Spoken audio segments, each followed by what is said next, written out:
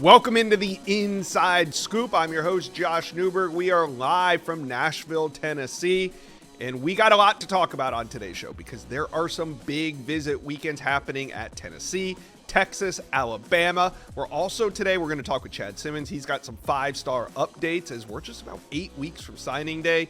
Also, we're going to talk some Notre Dame as they had a big flip this week. But before we get into it, guys, do me a favor, hit subscribe to the On3 Recruits channel. If you've watched just one of our videos, then jump on board and hit subscribe. All right. Also, if you want to get to On3 for just $1 right now, I can get you there. Use promo code BERG1. Go to on3.com. Use promo code BERG1. You can sign up for On3 for just $1. All right.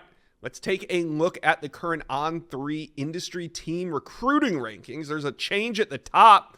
Alabama jumps Ohio State. There you see it. These are recruiting rankings, guys. Don't freak out. These are recruiting rankings for the 2025 cycle. And we have a change because there was a rankings update.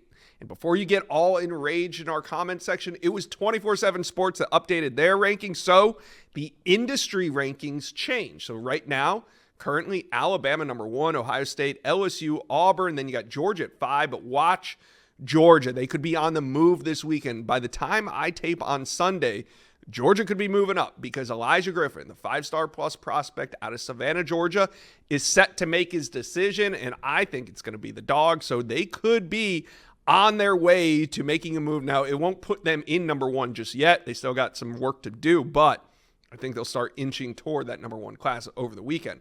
All right, so then we got Miami at number 10, Oklahoma, USC at 12. You see Florida State continues to slide after they lost another commit with Dalen McCutcheon to Texas last Friday. Georgia Tech and Washington in at number 20. Ole Miss just outside at 21. All right, there it is. Those are some of the changes that we've seen because of a rankings update. Let's talk Texas Longhorns recruiting because this weekend's visit list is still growing. You know what I'm talking about. Longhorns, Bulldogs. It is the game of the weekend. And in this video, we're going to go behind the scenes of Texas's big visit weekend. We got recruiting insider Justin Wells on the show. But first, do me a favor, hit subscribe to the On3 Recruit channel. We're going to be talking Texas recruiting for a while. So jump on board and hit subscribe. All right, let's bring in Justin Wells from Inside Texas. Now, Justin, between the 2025, 26, and 27 class, how many Longhorn recruiting targets do you think will be in Austin this weekend? Yeah, right now the list is approaching 50. And it's early. I anticipate, well, this thing's been building for about 3 weeks. And what's funny is I had a source tell me that they had about 200 kids reach out. Wow. Wanting to attend, wanting to be at the game, but I think they're going to kind of cut it off around the 60 mark at the most, maybe a few more than that. Right now, we got about 50, almost 50 strong on the list at InsideTexas.com. Listen, first top 5 matchup for Texas since 2006 when Ohio State came to Austin and was number 1 in the country. Yeah. It was the year Troy Smith won the Heisman, and they beat up on a redshirt freshman named Colt McCoy in his second start. So this is the game to do it. There have been so many kids that have asked about this game, talked about this game. Recruits are talking about it. When I go on the road, this is the game guys have been looking forward to. And so don't be surprised if you see about 60, maybe 65 strong. Right. And they're not just regular recruits, guys. They're not filler recruits. These are some of the elite of the elite.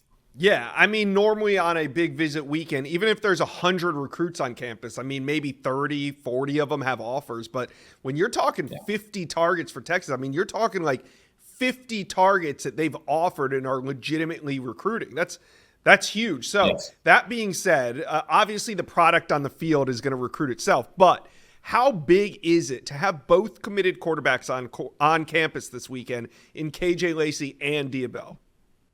You know, with that position, Josh, I think it's always important because the quarterback position in recruiting is the one where they really do watch where the other one goes for good reason.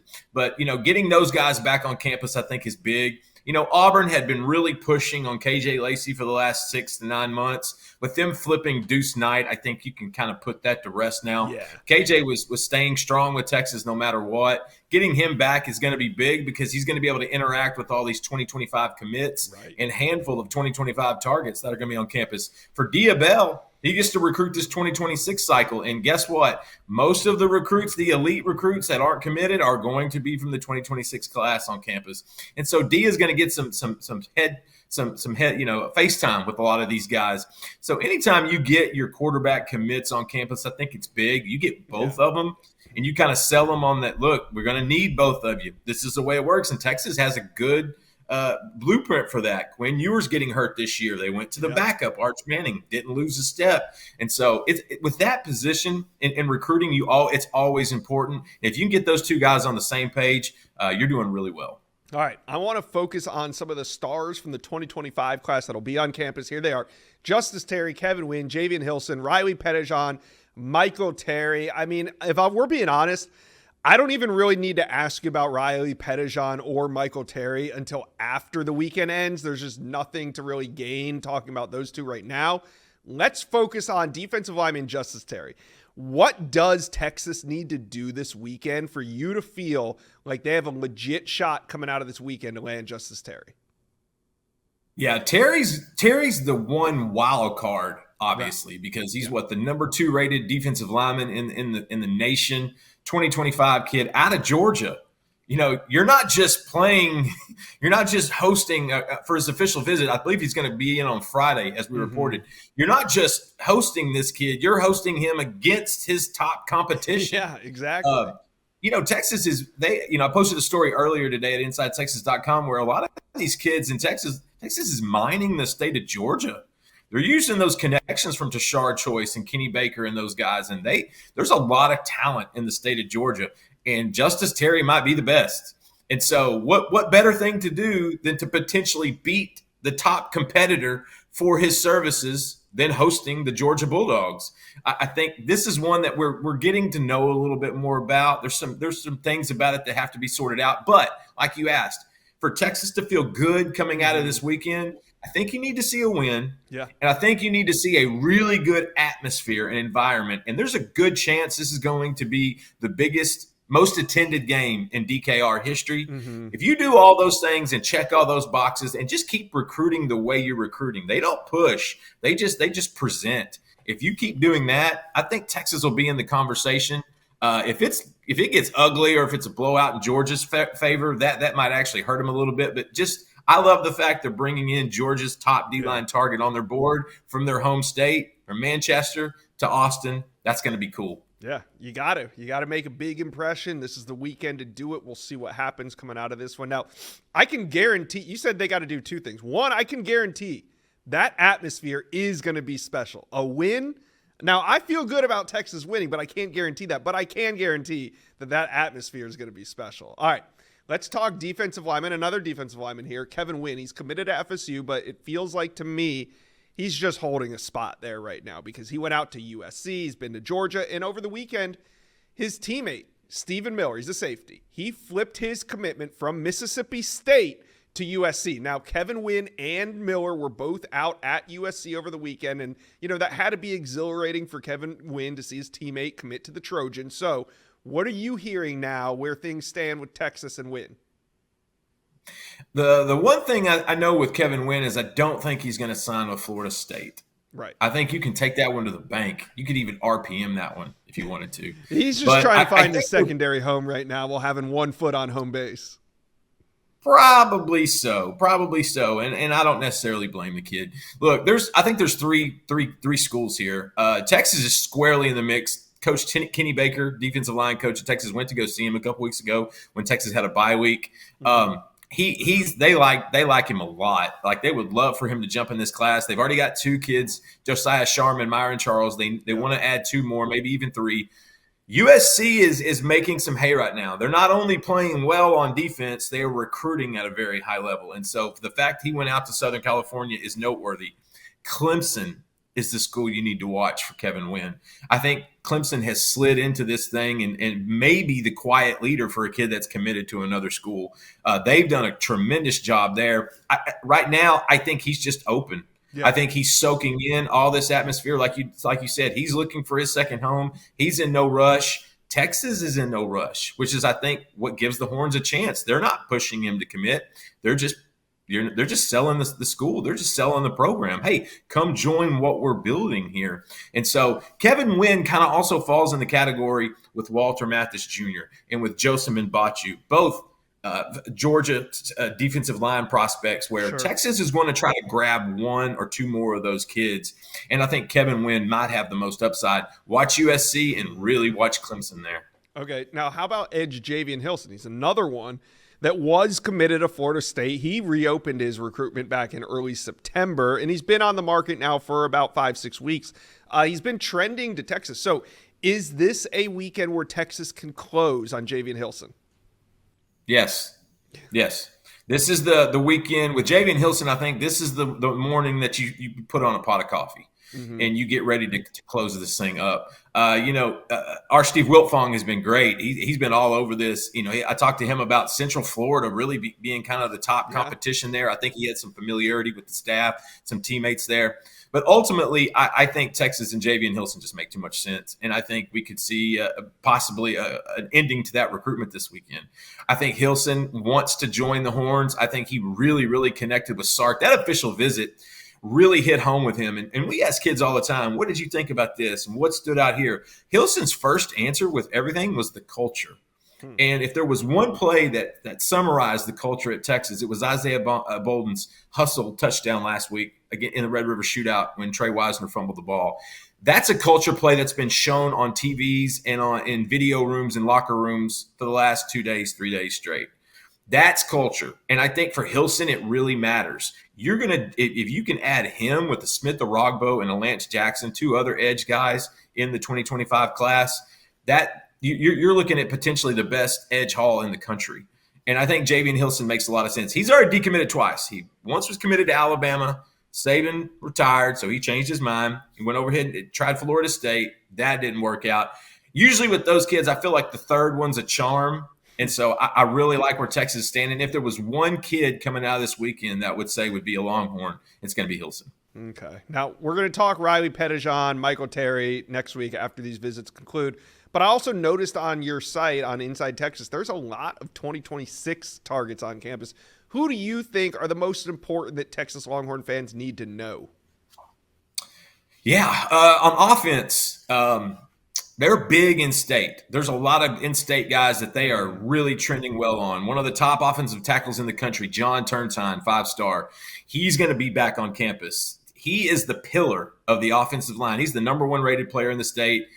Texas missing out on Michael Fasusi probably almost guarantees they can get Turntine, and I think they kind of envision it that way. And so getting him back on campus is big because he loves Texas. Everybody's offered him, but I'm telling you, Texas is the leader in that one. Yeah. Javian Osborne, the number one running back recruit in the country, Texas, Michigan, Texas A&M.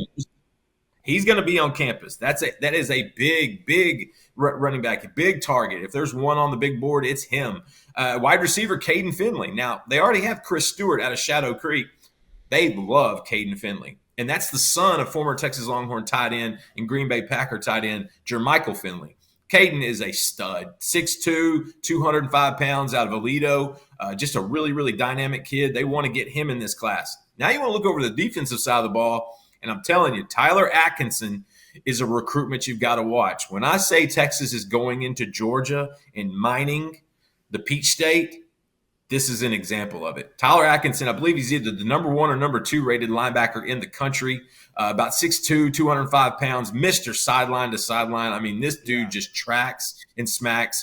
And if they need any help in that recruitment, I would just put on some tape of Anthony Hill Jr.'s performance last Saturday. They got him all SEC Defensive Player of the Week honors. I'd say, hey, just watch number 0 and see how he operates. Hey, Atkinson is early. This is an early recruitment that's going to take time and effort and things of that sort. Those other three offensive line guys, they've been on those guys for over 2 years. And I think you're just starting to see the fruition come about of all that building and growing and those connections. And so, yeah, that list at 2026 at InsideTexas.com, it is stacked. And I think those are some of your noteworthy guys. All right, Texas fans. Well, you know what needs to go with a great recruiting weekend? A big win. Comment section below. Give me your score predictions. How many points is Texas going to win by on Saturday? Let us know. Comment section below. Let's talk Tennessee recruiting. There's going to be so much talent in Neyland Stadium on Saturday. A win over Bama could go a long way. I mean, just look back 2 years ago, that 49-point win in Neyland provided a huge boost to recruiting. So can Tennessee do it again? In this video from VolQuest, I got Austin Price. We're going to go behind the scenes of this weekend's big visit weekend. But before we get going, Tennessee fans, do me a favor right now. Hit subscribe to the On3 Recruits channel. This is the best recruiting channel on all of YouTube, and we love talking Tennessee recruiting, so jump on board and hit subscribe. All right, let's bring in my man, Austin Price. Austin, we've been talking about this visit weekend for quite some time. I remember back in the summer. When will it be? Well, the time is now. So from a recruit's perspective, what makes these big game visits to Neyland so special? Well, it's the atmosphere. Last weekend, it was obviously you added a little bit of extra flavor with them checkering Neyland. This weekend you've got an orange out. It's just a big game. You got Tennessee, Florida, Tennessee, Alabama this week. And it's big for Tennessee just based off the fact that they had no recruiting momentum at all the first 6 weeks of the season, just based off the fact that they didn't really have any good home games. And, they had to self-impose one of the weekends dating back to the previous coaching staff. And so, they had a neutral site game, 2 road games. This is kind of this nice 2-week stretch here in the month of October where they can actually build a little momentum and thwart some of the momentum from other programs who were able to get Shady Hayward to campus like Georgia or Jaden Harmon to campus like Alabama. Mm-hmm. All right. So let's turn our attention to some of the big names that will be on campus. Now we're going to focus on some of the official visits. VolQuest has a full visit list up on their site. Tons of intel coming out of the site. You guys should go check that out. Let's talk first about defensive lineman Isaiah Campbell. He's fresh off that decommitment from Clemson, and he is now trending heavily to Tennessee. The great Steve Wiltfong, he dropped a Fong bomb, a recruiting prediction machine pick in for Isaiah Campbell to Tennessee in the days leading up to this official visit. So, Isaiah Campbell, is there a chance that he could come out of this weekend committed to Tennessee? You never say never, but I would honestly be surprised. I think that this visit goes a long way to helping him determine, that Tennessee's, team to beat for him or a major player, however you want to say it. Mm-hmm. Tennessee's been working, behind the scenes on Isaiah Campbell for a lot of months, and they were trying to get him to come take this visit or that visit, and he would say he was, and then Clemson would kind of thwart it. Well, he finally pulled the trigger and decommitted, so now he's going to be here this weekend. Coach Chop has done a fantastic job with Isaiah Campbell. Coach Garner, obviously, there's the defensive line coach. Coach Banks, defensive coordinator, and Coach Heupel. They've all been working on the family for a long time. And so Tennessee does have a ton of momentum right here. Commit this weekend? I would lean no, but I certainly feel like they have a chance to come out of this weekend as the prohibitive favorite. Yeah, would you say at this point he's the most important uncommitted target remaining on Tennessee's board? Hey, football fans and Whataburger fans, if you're out at the Virginia in Clemson game, whether you're cheering on the Cavaliers or the Tigers on October 19th, plan for a pit stop at the Whataburger food truck during your tailgate. Get ready to watch your team by securing an easy W first with a hot, fresh Whataburger, that is. No matter who comes out on top, when you take your team to Whataburger, you'll know what a winner feels like by getting your food made your way, fresh and hot 24/7. See you at the game and see you at Whataburger. Yeah, because he's the biggest named player on Tennessee's board at any position. Like Tennessee would love to add another linebacker or two. They'd love to add a running back if the right one fell their way. But this one's one they have momentum with, and he just so happens to be the highest ranked of any of those potential positions. So, Tennessee needs to add defensive linemen. And when you watch Tennessee's defensive line play all year, it's hard not to get excited if you're a guy like Isaiah Campbell because you see what Bryson Eason's doing and Omari Thomas and Omar Norman Lott. Those are just the interior defensive linemen that are making plays routinely for Rodney Garner. All right, you mentioned that linebacker, they would like to add another. Well, there's going to be an official visitor in this weekend, linebacker Austin Howard. He's committed to Mississippi State, but Austin, I feel like we've been talking about him more and more on the show as the season goes on. Is he becoming more of a priority target as well for Tennessee? Yeah, I mean, he certainly, Tennessee was the first team to recruit him, and he'll be the first to tell you that, but they didn't offer first. Like that went to Vanderbilt and a few others, and then Tennessee finally jumped in the boat, but he originally committed to Vanderbilt, flipped to Mississippi State. I know, Steve has talked about a potential flip back to Vanderbilt. I could totally see that. The Commodores have some momentum in recruiting right now, coming off of their recent success. But he's always kind of been one that has, flirted around with Tennessee. Tennessee's certainly been trying to work to get him to campus. And so, yeah, and this weekend could go a long way to putting Tennessee right there firmly in the mix for a guy like Austin Howard, who is he seems to have kind of, he likes the recruiting process. He likes the phone calls. Yeah, I like the recruiting process as well, so I don't blame him. Other official visitors include Darian Smith. Now, he's a defensive lineman committed to Tennessee, and also Tennessee commit Jaden Harmon, who I wanted to talk a little bit about because he's been taking some visits. So how important is this trip back to Knoxville for Harmon? I think it's big. He was here this past weekend. Now to get him back-to-back weekends, this one officially, Alabama's certainly swinging big. They're trying to flip him back, just like Auburn's trying to flip Darian Smith. And so this will be back-to-back weekends for both Smith and Harmon.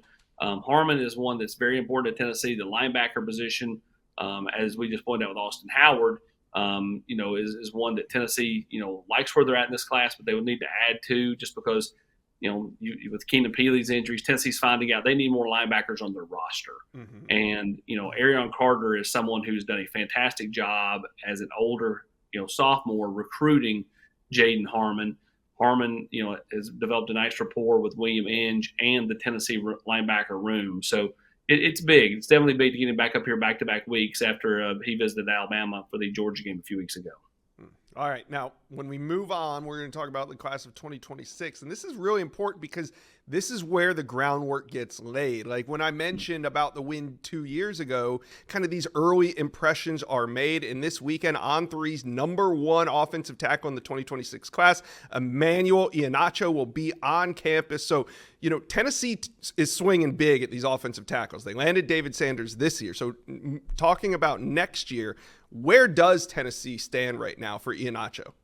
Well, I think they're firmly in the mix. A long way to go. That's a big boy battle. And, Tennessee right now has done a nice job. Getting him to campus is big because the more times you can get him here, right, the better chance you have to, show off an atmosphere like I think Saturday will be or like last Saturday was. Mm-hmm. So, I think it's big to get him here. I think they're firmly in the mix. Would I call them the team to beat? No. But I think, probably a touch too early to label, a particular team as the team to beat. I think he's got a list of schools that he likes a lot. Tennessee's one of them. Yeah. And kudos to you, by the way. You let it roll right off the tongue. Say it confidently. That's the key. I think that's the first time I've said it on this show. It won't be the last time. We're going to be talking about him a lot, but I do think that's the first time we've talked about him. And it kind of reminds me of when we started counting up the David Sanders visits. Remember, as spring wore into summer, these visits, this is just the first of many, you hope. If that'll be the formula. If they do land him, they're going to get him on campus many, many times, and this is just one important one. So what other important 2026 names will be in Knoxville that Tennessee fans need to know about? There'll be a lot. I mean, Craig Tutt will be in town from Oakland. Obviously, they're going to get Kendra Harrison in town this weekend, the big-time tight end out of the state of North Carolina. Tennessee's already got a fantastic tight end, and Carson Snead committed to Tennessee. And, of course, they've got two committed for the 25 class with Jack Van Dorslayer and Desan Brain. So, Tennessee wanting to restock the tight end room.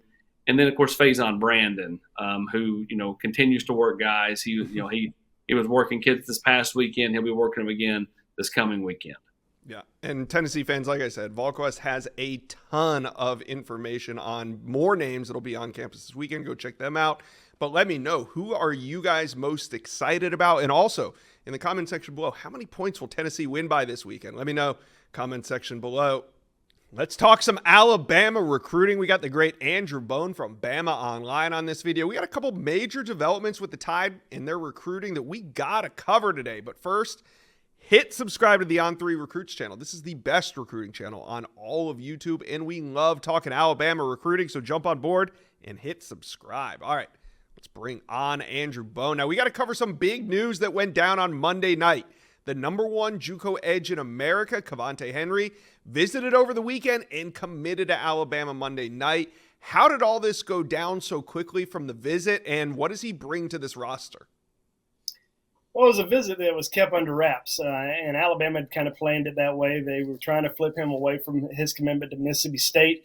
Been committed to Mississippi State since the summer, but Alabama's been recruiting him for a while. He has a relationship with Courtney Morgan, which stems back to when Courtney Morgan recruited Kevontae Henry to Michigan back in 2021. But then Courtney leaves, goes to Washington. Kevontae ends up flipping from Michigan to Oklahoma.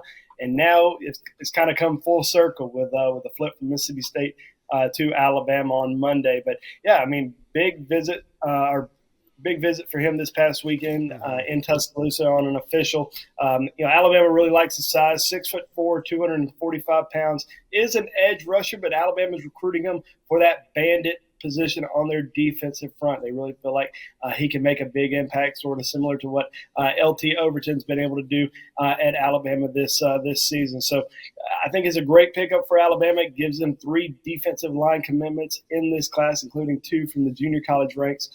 So they're really excited about what they've been able to put together so far. All right. Now, big flip went down on Monday, but I want to talk about 2 targets that could be flipping away from the Tide. We're talking Dijon Lee and Caleb Cunningham. Both took visits. Dijon Lee was at UGA. Caleb Cunningham was at LSU. So, Andrew, what is the level of concern here for Bama fans?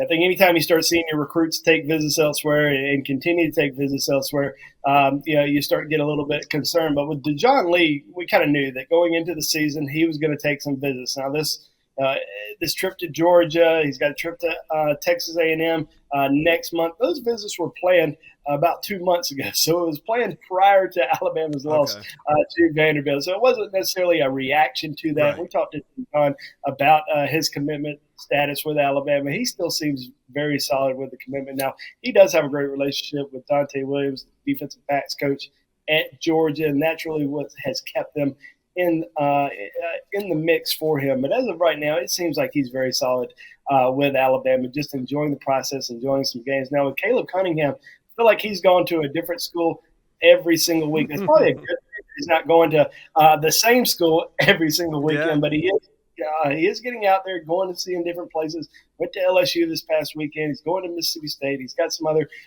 trips on deck. But as far as Alabama is concerned, he's always been pretty straight up on where things stand. He says Alabama's still in a good spot for him. That's where he wants to go. He still considers himself a solid commitment. And he's always been upfront about the visits elsewhere. He hasn't kept anything under wraps, hasn't taken any secret trips anywhere like that. Right. So we're going to continue to watch that pretty closely, continue to monitor it. I think as long as he's back in Tuscaloosa for the Iron Bowl, a few days before he signs, that's going to be good for Alabama. But, there are some other guys in Alabama's class that are still taking visits. Anthony Rogers, who's been committed to Alabama since last summer, committed to the previous staff.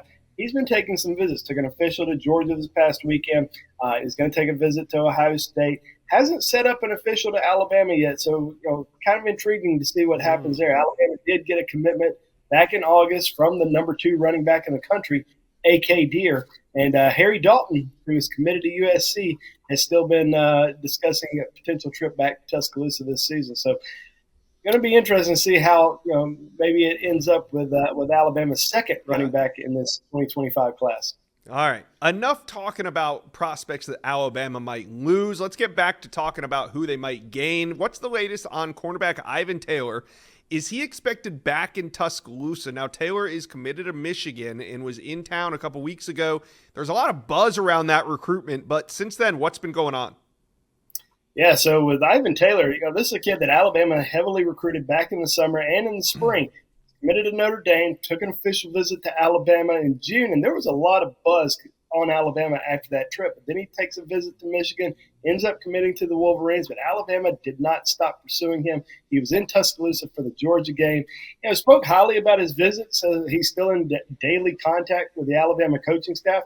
One thing to note, Alabama does not have a safety in its class right now, and he is one of their top overall targets, so they're certainly putting a lot of heat on him. So I think if they can get him back for another game day visit, that's going to be huge, especially if he visits with his mom. On the Georgia visit, just came up with his dad, so they'd like to get mom back on campus and see how things go in that regard. But Ivan Taylor certainly still very much in play for Alabama. All right, Alabama fans, how are we feeling heading into this week? No recruiting this weekend as Bama goes on the road to Tennessee. So Alabama fans, talk to us. How many points did the Tide win by on Saturday night? Let us know. Comment section below.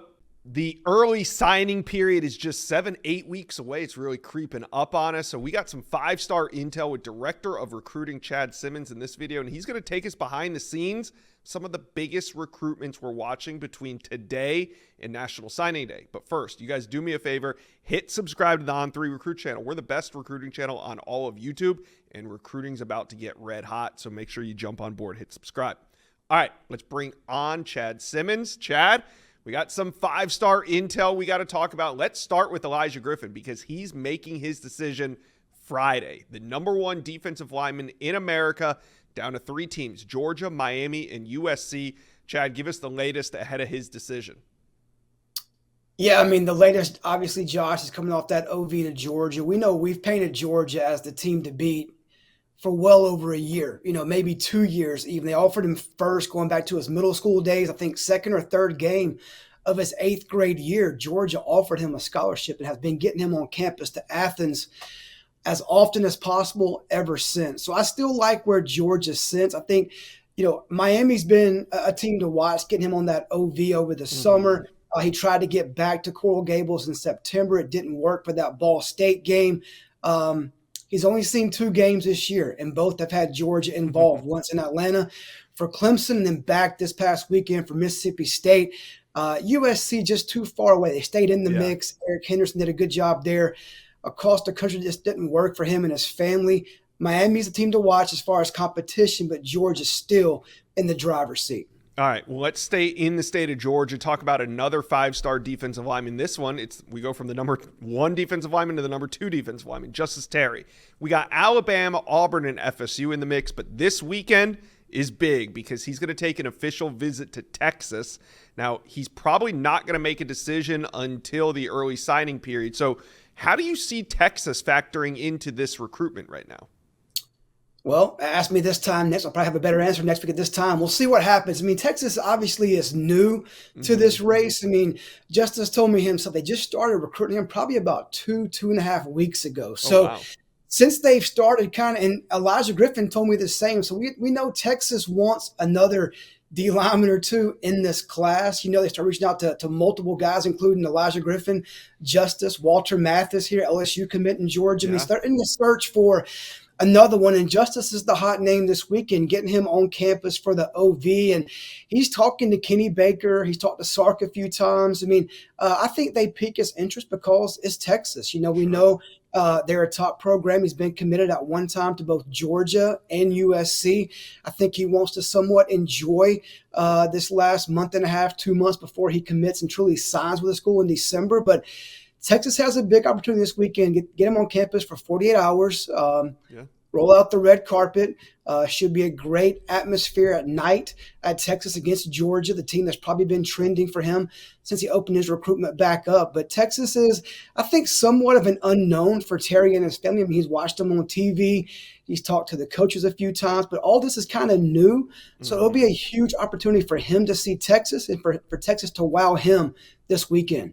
Yeah, it kind of reminds me of the scene that we saw last weekend when Naeem Offord, who's committed to Ohio State, was in the Oregon recruiting section to watch the Ducks beat the Buckeyes. So this could be a similar scenario where Justice Terry is in the stands watching Texas beat Georgia. And you're right, we'll have a much better idea of where things stand with Justice Terry next week at this time. All right, let's move on to cornerback Dijon Lee, the 5-star out of California, committed to Alabama in June. The #4 ranked corner, though, took a visit, and you broke this news on Friday, to Georgia. So what are you hearing coming out of this most recent visit to Georgia for Dijon Lee? Yeah, look, I have no reason to say or even think yet that he is on flip watch from Alabama, but I do know he had a great time at Georgia. And what really took him back was that connection that goes way back to Dante Williams and his time at USC. When I first started covering Dijon Lee, I always saw him and kind of kidded with him about always having that USC hoodie on. I've got pictures of him in it. He loves Dante Williams. That connection has not gone away. Georgia has stayed in consistent communication with him since he committed to Alabama. He's talked to Kirby Smart. He's talked to Glenn Schumann. He's talked to Travaris Robinson. So, look, Georgia's not giving up on Dijon Lee. Again, he had a great time. He talked to some commits. He had a one-on-one meeting with Kirby Smart while in Athens over the weekend. And look, he was pretty honest that Georgia is still on his radar. He still has interest in Georgia, but he still also at the same time feels very good about Alabama. And they have done nothing wrong. Again, I have nothing to make me feel like he's on flip watch or could decommit from Alabama anytime soon. I just think he's just keeping that relationship going. And the same can be said about Texas A&M as well. He plans to get back to College Station for the Texas game in November. I wouldn't put them as big of a threat or competition to Alabama like the way Georgia is, but they're still in the mix as well. But look, he had a great time at Georgia. Communication is still strong with that staff in Athens, but right now he's still committed and feels good about where he's at with Alabama. All right, more five-star intel. Tight end Lincoln Curie, he's committed to Kansas State, but Oregon's red hot. Now, Oregon wanted him initially. They lost him to Kansas State, but they are not giving up. Do the Ducks have a real shot at flipping Lincoln Curie from Kansas State? All right, Inside Scoop fans, we got to talk Prize Picks. Remember last week we got that reboot on Travis Hunter being injured? Well, this week, here's what I like. We're taking Jalen Milroe, more than 16.5 on his longest rush. Shador Sanders, more than 1.5 touchdowns. He's going to throw more than 2 touchdowns. Come on, let's go. Quinn Ewers, more than 255.5 passing yards. All right, that's my picks. Let me know your picks, comment section below. We absolutely love Prize Picks here at the Inside Scoop. You know how to play. You pick 2 or more players, then select their stat line, more or less than, submit your lineup in less than 60 seconds. It's super easy, and right now we got an offer, $5, play $5, and you automatically get $50 in your account. Win or lose, you put $5 down, you will get $50 in your account. It's easy to do. All you got to do is go to prizepicks.com/inside scoop and use promo code inside scoop to receive that guaranteed $50 once you play 5. That's promo code inside scoop. Prize Picks, daily fantasy sports made easy. Yeah, real shot. I would say yes. I mean, is it going to be easy? Definitely not. You know, he's from Kansas. He has a great connection with that staff at Kansas State, you know, from the head coach all the way down to the staffers. I mean, they communicate with him every day. He watches Kansas State play every day. We were texting the other night when K-State was playing Colorado late into Saturday night. Great game again there. K-State gets that win at Colorado. He likes the quarterback with Avery Johnson. Mm-hmm. But with that said, he plans to be back in Manhattan for the Kansas game. But then right now, the date circled is for the Maryland game to go back to Oregon. That's not 100% locked in yet, but that's, I would say, likely to happen. He gets back to Eugene this season. I think if that visit happens, which seems likely right now, they'll have their shot, probably that last shot to get in front of him and make their case about why he should go to Oregon. There's no doubt. He likes that scheme. He likes that fit. He likes the Oregon brand. But is it enough to get him out of his home state and away from Kansas State?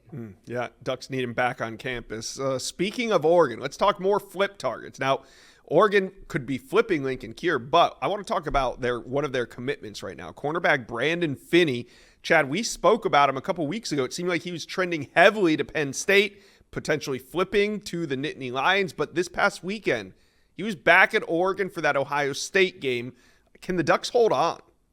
I was just talking to someone here about an hour ago about the same thing, Josh. I mean, I said I wouldn't put Dijon Lee on flip watch from Alabama. I would not put Lincoln Curie on flip watch from Kansas State, but I would put Brandon Finney on flip watch from Oregon.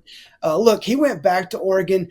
Yeah. They've done nothing wrong. They just beat Ohio State at night, crazy atmosphere. He got one-on-one time with Chris Hampton. He spent time with Dan Lanning.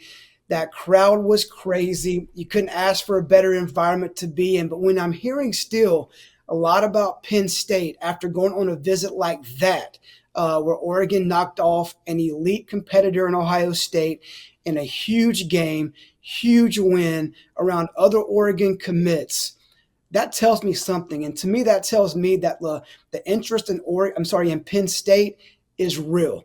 He was there a week and a half ago in Happy Valley. And even coming off that visit to Oregon, I'm still hearing a lot about Penn State being in a good position there. I think it comes down to comfortability. I mean, obviously, he's from Baltimore area. Penn State, much closer to home and his family than Eugene, Oregon. He has teammates that used to play there at Penn State. He has a teammate right now committed to Penn State. I think it comes down to that relationship and the people in Happy Valley that have him really thinking about making that flip. Look, right now he's still committed to Oregon. Nothing's been finalized, but I do like still the position Penn State is in, and they have a great shot here to flip Brendan Finney from Oregon.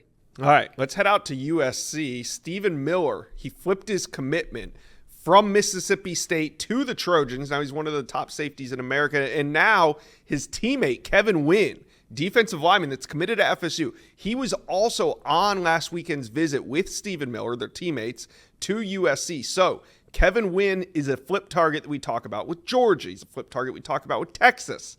But now USC, do they have a shot at flipping Kevin Wynn from FSU?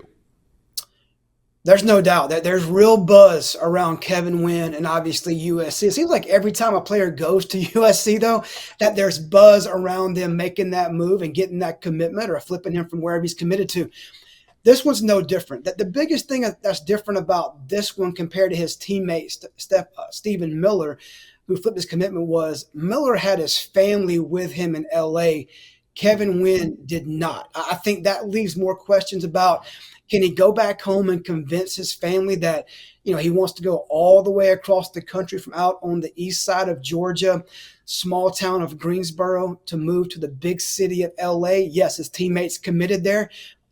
Yes, Kevin does like Eric Henderson. He does like Lincoln Riley. He does like what USC offers on and off the field as a program, as a university. But I don't think, based on what I'm hearing right now, there's an imminent decision to be made about flipping to USC or even staying with Florida State. They're still trying to figure out, as of the time we take this show, Josh, is will he be at Texas this weekend? Will he not? They're involved. You mentioned Georgia. That's been viewed as the biggest threat to Florida State. What I can say right now, based on his recruitment, is I would lean away from him ending up at Florida State as of right now. Yes, he's committed to Florida State. He does like Odell Higgins. He does like Norvell. He likes the people there in Tallahassee. But, I would pick the field as of right now against Florida State with Kevin Wynn. Will it be USC? I think only time will tell. Could he take an OV out there and take his family to USC in LA? That's being discussed as well. So, look, USC has got their foot in the door. They made a big impression on him. He has a teammate committed there. Let's see what happens in the coming weeks. Yeah, it feels like Kevin Wynn just kind of holding a spot right now on that FSU commit list while he figures a secondary destination, we should say. All right. Let's move on to a new expert prediction that you dropped on Tuesday. That's for Byron Baldwin, a top 20 safety in America, and you got him going to Colorado. He was originally committed to Indiana, took that official visit to Colorado a couple weeks ago, decommitted. Now you are predicting him to end up in Boulder. Chad, when do you think this could happen? What's the timeline looking at? Yeah, I joined Wilt Fong there. He had some buzz about Byron coming off that OV back in September. He was still committed to Indiana at the time, decommitted from Indiana earlier this month. And the funny thing about it is he plans to go back to Indiana this weekend for their game against Nebraska. But I like where Colorado sits here. And like, he has a commitment date right now set for November 15th, about a month away. That's his sister's birthday, has kind of pegged that to kind of honor her, make it a family celebration. But don't be surprised if something happens sooner than that. I think unless something happens this weekend with Indiana, Colorado is picking up buzz and momentum by the day based on what I'm hearing from people connected to Baldwin's recruitment. He's a big-time safety, 4-star kid from St. Francis Academy in Baltimore. And he's looking at the opportunity to play for a guy like Deion Sanders. I mean, obviously multiple staff members there are recruiting him. Coach Livingston is involved. But I think what appeals to him about Colorado is Coach Prime. His success in the NFL, being one of the best to ever do it, and to kind of learn from a guy like that really appeals to him. Missouri's involved. UCLA is involved. Obviously, Indiana's still in the mix. Florida. offered him recently as well. But right now, things are picking up behind the scenes with Colorado and Byron Baldwin. All right, Chad, a lot of good intel in this segment. You guys talk to us, comment section below. How are we feeling about Elijah Griffin, Justice Terry, Dijon Lee, Lincoln Cure, and the other flip targets we mentioned? You guys let us know, comment section below. Marcus Freeman had a plan. Let's talk some Notre Dame recruiting. Deuce Knight flipped from Notre Dame to Auburn on October 2nd. Less than 2 weeks later, Notre Dame has themselves a quarterback. The Irish flipped Blake Hebert yesterday from Clemson. I got Mike Singer on this video from blueandgold.com, and we're going to find out how it all went down and what's next for Notre Dame recruiting. But first, guys, do me a favor. Hit subscribe. Exciting times for Irish recruiting. Jump on board and hit subscribe to the On3 Recruits channel.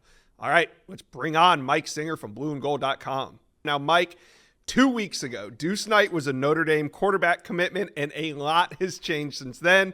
Deuce Knight flips to Auburn, and then last night, Blake Herbert flips from Clemson. How did it all go down so quickly since that Deuce Knight decommit? So when Deuce Knight starts taking all those Auburn visits, the Notre Dame staff is very aware of, all right, this kid might end up going elsewhere, despite maybe him telling them, hey, I'm going to stick Notre Dame. I mean, these coaches weren't born yesterday. So they had different guys in mind for who they would flip or at least go after. And Blake Hebert, he's originally from Canada, playing his ball right now at Brunswick School in Connecticut. That was their guy. I even had a source tell me that, like, before Deuce Knight committed, Hebert was the guy at the top of their board in the 2025 class. He committed to Clemson, though, very early on. I mean, that was June 2023. Deuce wouldn't commit to the Irish for 3 months. So when Deuce goes, who do they want to turn to? Their original top guy in the 2025 class, from what sources tell me. So that was Blake Hebert. So, he got in contact, or the two parties got in contact, I should say, like pretty much right around the time Deuce Knight announced his flip to Auburn. Now, maybe there was a little bit of back channeling or whatever the case may be before that. I know Notre Dame kind of zeroed in on Hebert, but from what I was told, a source close to Hebert, like when Deuce decommitted, that's pretty much the same time that Notre Dame went full on trying to flip the Clemson quarterback, and it ended up being a pretty simple flip at the end of it. Like Hebert loved Clemson and all of that for sure, Josh. But he has two teammates committed to Notre Dame. Brunswick School is very pro Notre Dame. I think he just kind of organically grew a love for Notre Dame for the past 10 months or so, actually. Well, that's great. So talk to Notre Dame fans. What does Hebert bring to this quarterback room? Yeah, he was a fascinating quarterback in that, you watch Riley Leonard and what he is doing right now on the field as a dual threat guy, someone who, can deliver from the pocket, but also do things with his legs as like a power runner. That's similar to Hebert. I was told Hebert is just about 6'3", 225 pounds. That's pretty big quarterback. You watch his midseason senior tape, he's got a play where he's run like a 75, 80-yard touchdown run. He delivers well down the field. He's a modern-day quarterback in that he can deliver from the pocket, and he can make you miss when he gets outside of it. He's not like your traditional dual-threat guy where you're thinking Lamar Jackson or something back there, Josh, right. But he is a power runner. You can do designed runs with him. He's going to extend plays for you. Hebert's a really nice pickup. He ranks as the number 30 overall quarterback per the On3 industry ranking. Man, there's got to be 29 really good quarterbacks ahead of him because Blake Hebert looks really good on film, Josh. Yeah, well, the rankings are not final yet. We'll have a couple more tweaks to them as we go along. Now, let's stick with the flip content. Notre Dame also added a major offensive lineman in Cameron Heron. He's a flip from Iowa. He was on campus for an official visit to watch that win over Stanford. How big of a get is this on the offensive line? A really good get. This is a long one, but I'll try to make this quick to put it in perspective. Notre Dame has 3 commits on the offensive line.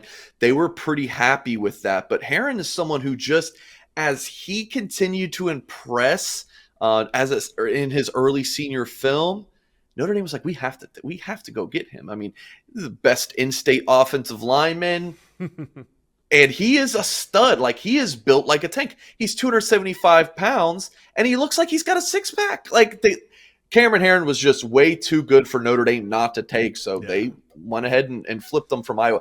Grew up, lots of Notre Dame fans in his family, so when Notre Dame offered him, it was pretty much a foregone conclusion that they were going to flip him. But it's a really nice get, and someone who Charles Power is higher on than the rest of the industry. Yeah, absolutely. All right, let's wrap up this segment with more flip targets that Notre Dame fans need to keep an eye on. Who are you watching?